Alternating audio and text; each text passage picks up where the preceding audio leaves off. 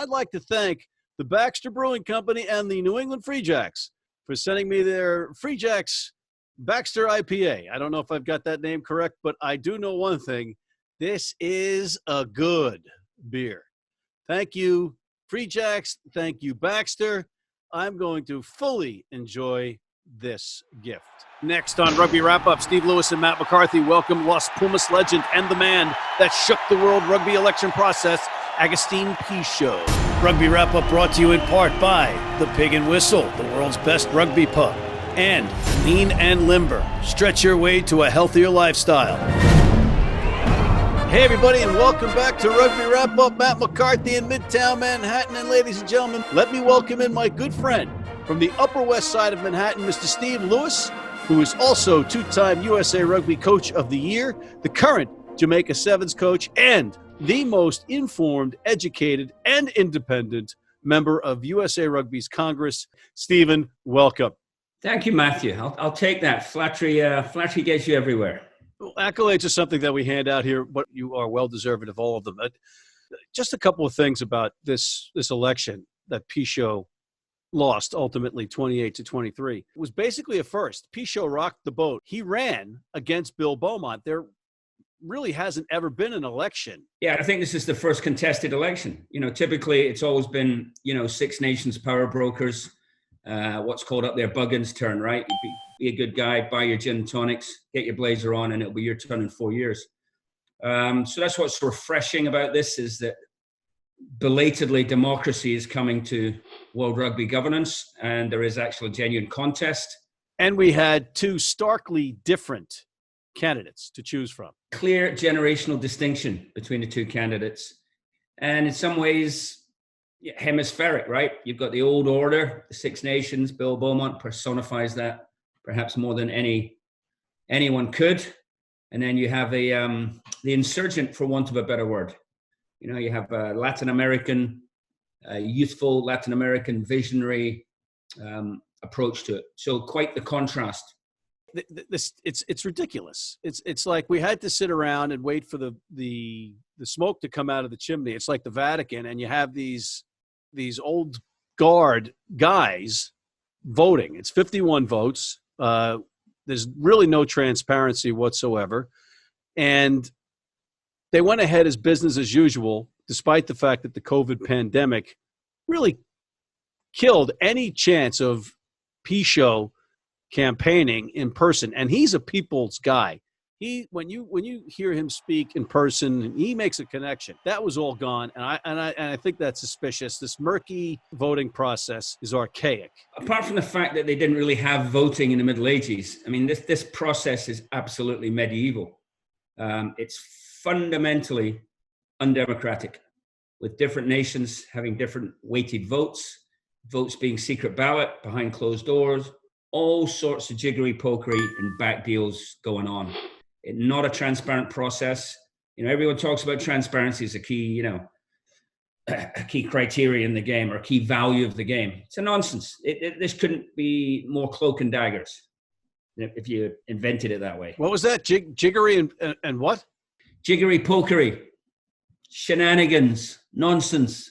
Hold that thought, Stephen. We do have Mr. Pichot joining us right now. How are you guys? Couldn't get in. I had my internet gone down in this isolation, so I apologize for being late. I hope it wasn't sabotage on the part of World Rugby. The election, yeah. I hope not. All right, but let's give you a proper welcome, sir. You are a big deal for people that might not know it. On and off the pitch, you had a stellar career with Argentina's national team, Los Pumas, 71 caps, often as a captain. Then you also played for Los Pumas' sevens side. I think you had 7 appearances on the circuit, if I'm not mistaken. Yeah, I think so. I'm not very good with statistics, my friend, but yeah, if you say so, I trust you. Well, I appreciate the trust. Thank you. Getting back to your playing career, you also had a stellar professional playing career, playing in the English Premiership, and then making a name for yourself in France. And if I'm not mistaken, you were the first foreign captain to have a team, Stade Francais, win the top 14. Is that correct? That's because that's a big deal. Correct.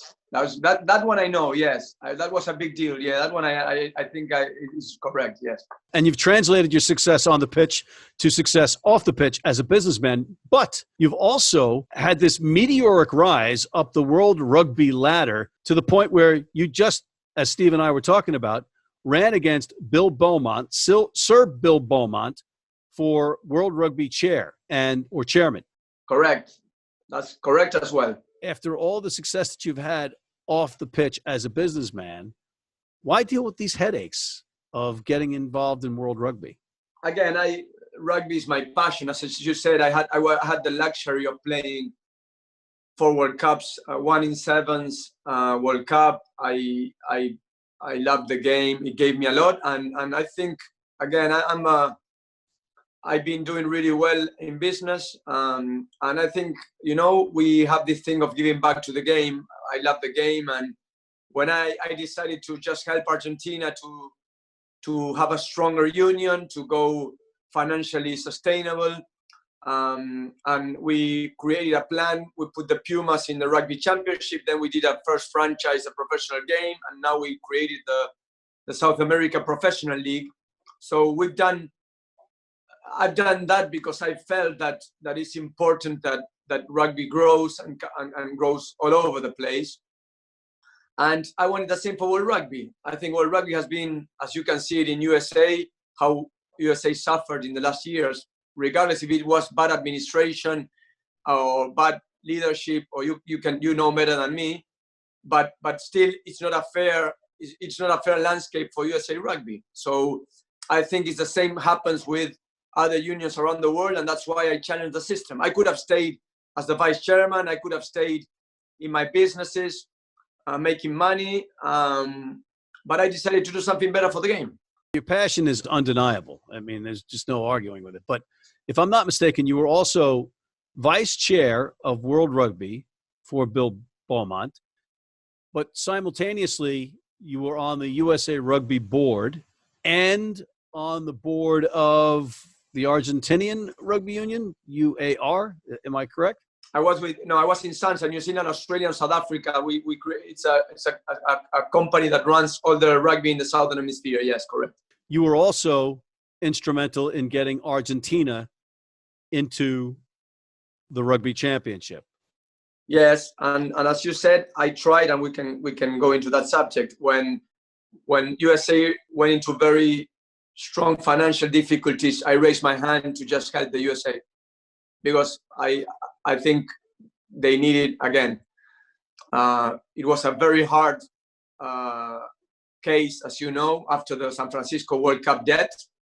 But I thought that, again, I could share and help with a lot of humbleness in the board, and they took me in, and I had a wonderful time there for 1 year and a half. You and Steve, to me, are birds of a feather. You're very similar in the fact that you're kind of like watchdogs for what is fair and taking on the man respectfully or respectively on your different levels. And I don't know if you know this about Steve, but just like 3 years ago, he got on Congress and he started to try to exact change. And in his first vote, he was the lone dissenting vote. It was like 40-something to 1. And I see you now trying to take on the establishment of World Rugby and getting pretty close your first time out. But we're jumping ahead talking about USA Rugby right now, but since we're on it, I'll just turn it over to Steve. Yeah, so Gus, when we look at American rugby, we have some successes on the field, right? The Eagles men's and women's sevens are both very successful, very competitive. The MLR is going well. And obviously you've been involved, as you say, in the board for a while. To what do you attribute the reasons why USA Rugby can't get its act together off the field? We've had a couple of different regimes, similar problems. Yeah, again, Steve, and I'm going to be very respectful because, I have a lot of respect and passion. And yeah, I did that for USA. It was just on the complete, like you do it with USA Rugby. I, from outside, wanted to do it for USA Rugby as well, even if I'm Argentinian. But it's the game. I feel that USA, you have two different problems outside of governance. You can talk about governance, you know much more than me, the Congress, how that, the boards and how that's structured, because it's a very unique way, and we have other ways of dealing with that. The only thing I can tell you is that for having success on the pitch, like you have in the women's and the men's in sevens, you need to invest into proper plans of high performance, correct? And it's a short run or a long run. And that comes back to the grassroots. I've always been saying from day one, and you guys understand it more, is how you bring more athletes into the game for then having a successful team. That is, but at the same time, that it has some investment in. And on the other side, that you don't do stupid commercial decisions or political decisions to put them on the right place. You know, USA is a very expensive place to do things, you know, from liability insurance. And people think or tend to think that there's a magical wand there, that there's money all over the place, that if you're successful, then you'll be a millionaire. And we've seen on the last, what happened with the last professional setup that you had, and what happens with in Las Vegas tournament for many years. And again, it's not so easy. It's a very complex system that needs a very strategic plan. And sometimes the leadership between Congress and the board is not the same. Yeah, I mean, it's certainly been part of the problem, muddled leadership, shall we say. But the opportunities are obviously there. The potential is there, both athletically, I think, and commercially. So I think everyone recognizes that. And the world is waiting for us to get our act together, you know, so it is incumbent upon us to do that. So sort of staying in the hemisphere, one of the more attractive parts of, say, your manifesto, whatever, is, to me, coaching Jamaica Sevens, is the sort of democratization of the game. So having coached there, coached in Africa, the athletic talent and potential in the Caribbean or in Africa is massive, and it's been ignored. Steve, they voted against me. A guy that lived in England and represents the Caribbean, why would he want change? You know, and that's something you have to ask. Again, you know what I think, and I've been following your team, and I spoke to your players and some of your coaches. What is the perspective of Jamaica if to have a pathway to play on an international circuit? If you don't have that pathway, it's impossible that the game would grow, correct? Because correct. You keep on coaching players and you don't have a landscape where to play. How would a Jamaican guy think that he can arrive to an Olympic game, correct, if there is no pathway? My whole program was about creating pathways all over the place. It's about different tournaments, regional tournaments. So not only taking care of the top 16 teams or 14 teams in 15s and 7s, but having the whole pathway. So if you're coaching Jamaica, you know exactly, if you're a Jamaican player, and you know exactly how to make it happen. At the moment, that's cut. You don't have, you can coach them however you want, but at some stage, and the same happens with the USA rugby team. How many games does the USA rugby team have to prepare themselves to be successful in Japan? How many games they had? Not many, did they? 3 Tier 1 games in 4 years. And you're right. So, for instance, that Challenger Series, Chile and Uruguay, was a competitive playing opportunity. You know, Steve, you know how long it took me to approve that? 4 years. 4 years to have a decent competition to give you guys platform to play. And Japan was there, Germany, they did very well, both of them, and everyone was very well there. So these are the things that we have to realize that it's about the game, not spending millions of dollars in marketing and having more tournaments for people to play. That's my view of the game. The game has to be for the athletes, for them to play.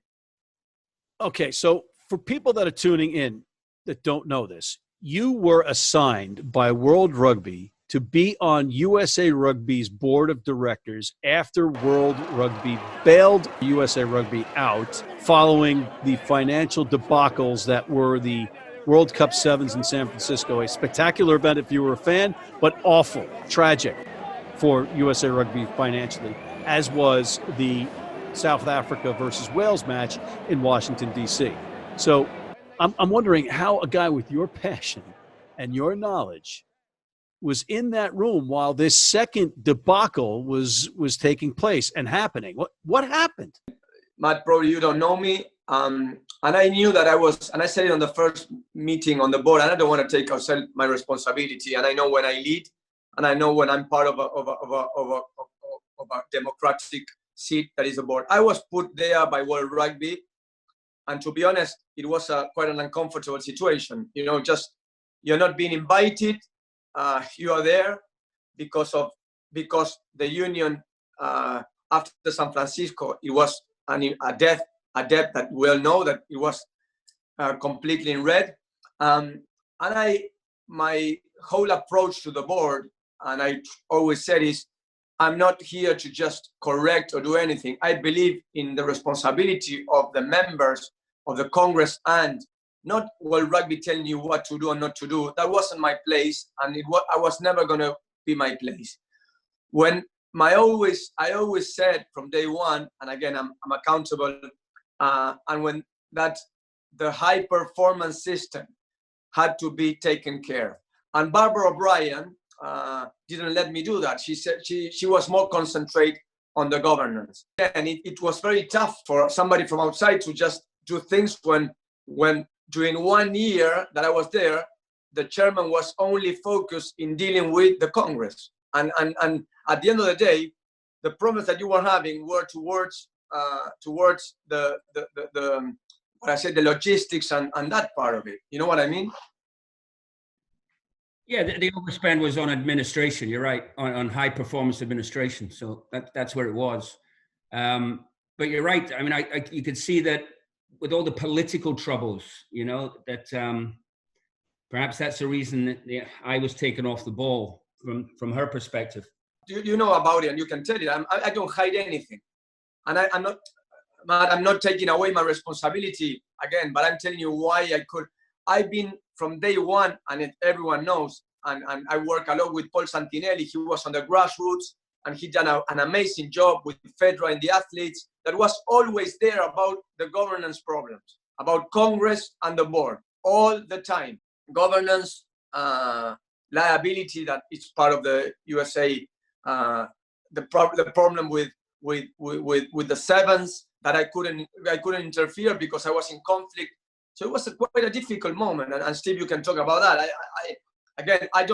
I was part of it, but the chairman was always looking at the problem with the Congress. Yeah, it's a mind-numbing mess that needs to once and for all and finally be fixed so that we can all move ahead. But on a different point, this whole thing about the giant awakening and that cliche that we are so sick of hearing on this side of the pond, Gus.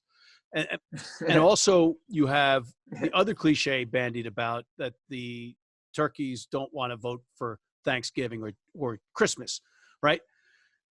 The two collide. And as a result, you don't have what we feel is any real effort by any of the powers that be that control the money to actually help the giant awaken.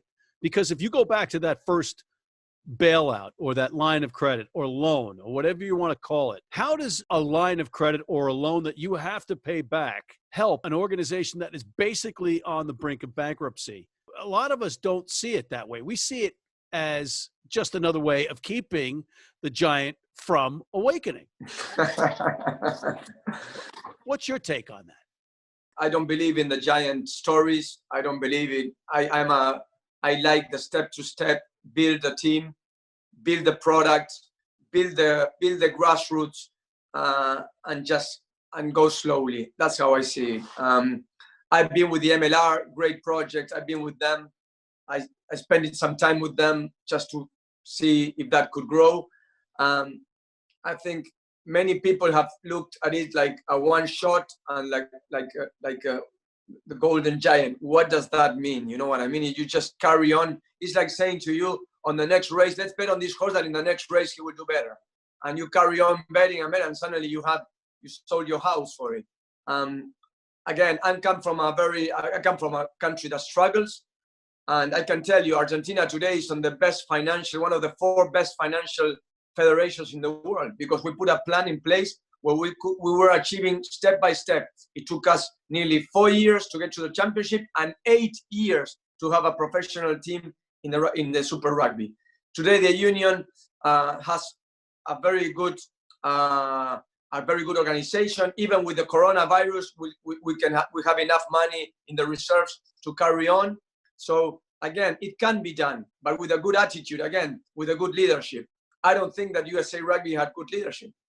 You make a fair point, but I want to piggyback on the Major League Rugby, the MLR thing a little bit, because I know that you're a big fan of technology, and the MLR during the COVID-19 virus were basically the leaders in the video game aspect of this, the fan engagement aspect of this. Yeah. And they came out with the virtual MLR competition, and we did shows on it, and it was a lot of fun. But it didn't even have players from the teams. It was just nations playing against each other because there are no real cool rugby video games out there, which is just mind-numbing. And I know that you're a big proponent for this, but the success of the virtual MLR makes the case for it, right? Just go to the living room of your house or to your daughters. I have 2 daughters. Just go and see how they interact all day. I just been before in the morning. They were playing. They were in school doing maths and playing Fortnite. Correct? All in the same space of time. Rugby doesn't have that space at all. It's amazing. It just it's. And I always said, hold on. Yes, we have a beautiful game, but also kids, regardless of the game itself, like to be all the time doing something, and the digital life is something that we need to address. And I was very surprised that people said, "Oh, that's a great idea." I said, "Guys, no, yeah, let's just form a committee and figure it out in a year and a half." yeah. It's innovation and technology should be as the pace of the world goes. You need to address it every day, because maybe like people saying, "Oh, we should have a computer game."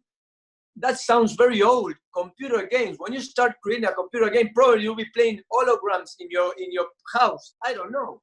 Anyway, we got to take a quick break, and when we come back, we want to talk about the campaign and your manifesto and that kind of stuff. But we'll be right back with Mr. Stephen Lewis and Mr. Agustin Pichot after this. If you're in New York City and want to watch some great rugby, have some great food, and some great times, go to the world's best rugby pub, the Pig and Whistle on West 36th Street.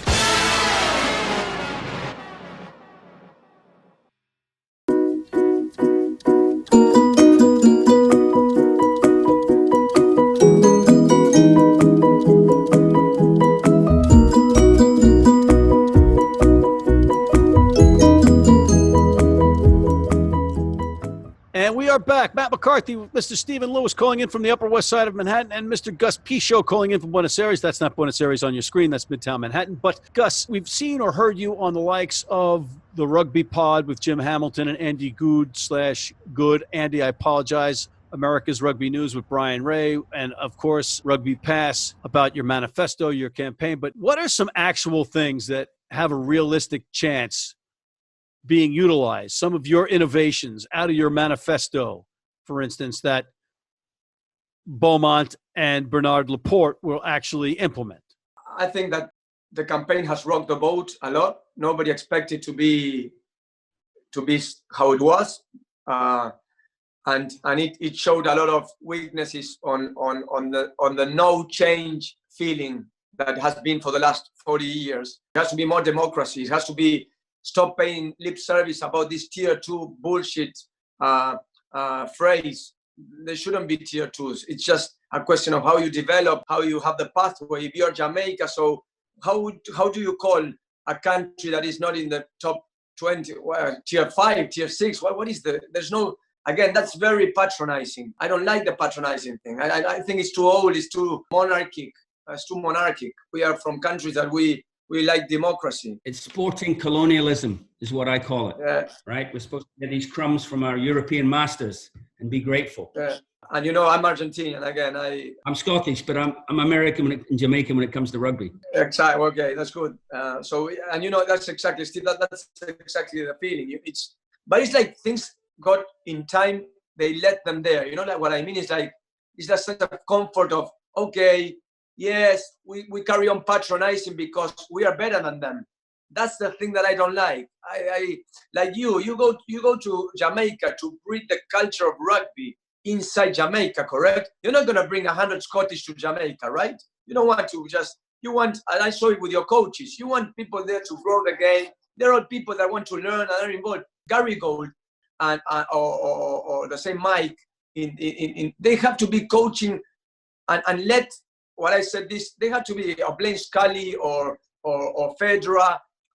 Those are the guys, again, and I'm putting as an example, that they should be learning again, and then take that American sense, or Jamaican or Argentinian or call it however, or Mexican, to take it, because that's the only way that the grassroots will grow. Are you going to remain involved heavily in Argentinian rugby? I help you in Jamaica, Steve. I can be the water boy of your team if you want. Perfect. I'll take you on. I had that job. I love the game, Steve. The game is much bigger than me. I played everything. I was very successful. I made money playing, and it went really well. I played in the best clubs in Europe. I have very good businesses that my CEOs run, but my passion is rugby. I don't know if I'm going to be coaching the under-17s of my local club here, but rugby is going to be with me. You're going to see me in rugby. I don't need to be the chairman playing golf or traveling in business class to Royal Boxes. I don't need that. I don't need to be on a chairman position in a board or anyone just for the CV. I prefer to be down the road with my friends, coaching an under-17 division or helping the Americas to grow, helping Jamaica if I have to, helping like I did with the USA Rugby. And I'm not bullshitting. You will see me. I'm not, that I don't talk a lot. I just do. Why not just say, okay, 4 years from now, I'm running again? Because, out of the gate, you accomplished a lot by just getting this thing on the radar as a campaign and a race and an election. Yeah, I felt very proud with the campaign. 24 countries out of Asia vote for me. We'll have support from Africa. We'll have support North America. I know what Canada told me off the record, and that's very sad. But I know it. I know how the movement is there. They need change, and they need. So again, it's a question of time. Not for me. Maybe it's not me in 4 years. Maybe it's me. But here we created a different view of the game that is more modern and more equal and more and better for everyone. The whole process lends itself, secret ballot, to backroom deals, all the stuff you don't want in politics. Yes. The Rugby Asia thing, I was very impressed by. They polled their countries, they published the results, and they voted on the basis of the results. That should be done everywhere. Yeah. And that should be the first thing they change. I studied 20 votes against me. Well, just without moving, just a block, without listening to my manifesto. That's it. We had 20 votes, Europe, and just go and work the whole world. I didn't offer a position to anyone. If Bob Latham did that, it's his problem. If other people did that, it's their problem. Or Francis Keane, I haven't. I didn't offer. I didn't negotiate it. Yeah, but as your self-appointed campaign manager, I would argue that it's Argentina going against the all-stars of England and France. That's fine. And I had all the support from Australia, New Zealand, South Africa, Uruguay, most of the USA, some of the USA, not all of the USA. Some people went against me because I don't know why. You mean the Americas, not the USA? Yeah, Americas. And that's fine. It's politics. But I don't get into that. As a campaign manager, you will not even raise the issue because I would tell you that's how I am. I will not trade votes. So you kind of got into the campaign late. Do you think if you got in a little earlier, you've been able to build momentum? I thought that it was going to be postponed, to be honest. We were in France having a meeting in late February. I already knew that I was going to run. I had all the support from the nations that I talked to you about. Look, if I come to my companies and when the whole crisis was exploding, when people were going to see if they're going to die or not die, if they're going to lose their jobs or not do their job, the chairman of the company says, guys, whatever happens, I will run a campaign. What message do you send to your employees? You know what I mean? You say, oh, you don't care a damn about our future. So I said, when I arrived from the meeting, I just kept 3 weeks just talking to my teams, to my CEOs, preparing for the hits financially, making sure that everything would be all right as long as we could. And and suddenly I have a call that they were thinking of doing the election straight away. And I said, okay, guys, you've already decided. You're just asking me to, so. Are you persona non grata in the halls of World Rugby? Are you going to be treated like you're carrying uranium or the COVID virus, or are they going to, reach out to you and maybe give you a position, which would be the smart play? What do you mean, kryptonite? That's a good question. I don't think they will give me a position, to be honest. Well, but the worst thing I've seen you say was that the whole thing was patronizing in a way. But other than that, you've had nothing but warm comments or thoughts for Bill Beaumont. I know, but I don't work that way. I work this way. That's how I am. I say, when you talk to me in 1 year or you talk to me 10 years ago, Steve sees me with the Jamaican people, I'm going to be exactly the same. I don't change. That's how I am. A good leader shows people what good things you can achieve together, not just destroying other leaders. It doesn't work that way. Do you think some of this had to do with what your critics have said is a conflict of interest with you and Andrew Twiggy Forrest of Rapid Rugby and the mining operations that you work with for him or with him? I think it's an honest question, and I take it as it is. I don't hide things. I am a business guy.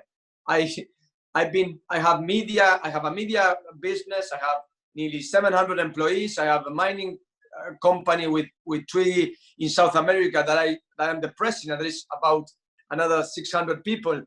I don't hide that's reality. What that has to do with rugby? None. Mining and rugby. Andrew runs a competition in Australia, something that he takes care with his business. I have no idea or have no say into that rugby part, and we've been very clear about it. And the same with my media company. My media company works with Disney, works with different groups, but I don't deal with rights. I don't buy and sell. I just produce like you are producing your show. If people ask, I will tell them it's there for the last 10 years, and it's not something that is just created just to gain advantage of being it's completely the opposite. I give a lot of my time, most 80% of my time, to make rugby better.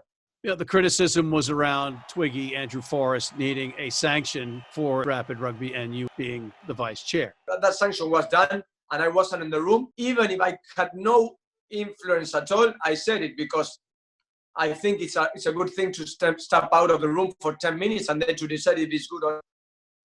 Changing gears again, is there a woman out there that you see, that you know, could potentially crack the boys club and be a chair or a vice chair for World Rugby?